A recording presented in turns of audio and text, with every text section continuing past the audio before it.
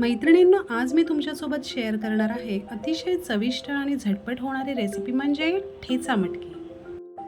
त्यासाठी ठेचा तयार करेपर्यंत मी एका टोपामध्ये मोड आलेली मटकी ही 5 ते 10 मिनिटं वाफवून घेतली आहे। मिक्सरच्या भांड्यात मिरची, लसूण आणि कोथिंबीर घेऊन दरदरीत असे आपल्याला ठेचा बनवून घ्यायचा आहे। पाणी न घालता हा बनवायचा आहे आपल्याला। कढईमध्ये तेल कडकडीत तापल्यावर त्यात कढीपत्ता आणि जिऱ्याची फोडणी देऊन वरती तयार केलेला ठेचा हा आपल्याला तेलावर परतून घ्यायचा आहे। त्यात हळद आणि धनेपूड ॲड करून तेही चांगले परतवून घेऊया। आता मटकी आणि मीठ घालून 10-1 मिनिटं वाफेवर शिजवून घ्यायची आहे। तुम्ही पाहू शकता खमंग आणि झणझणीत अशी ठेचा मटकी तयार आहे।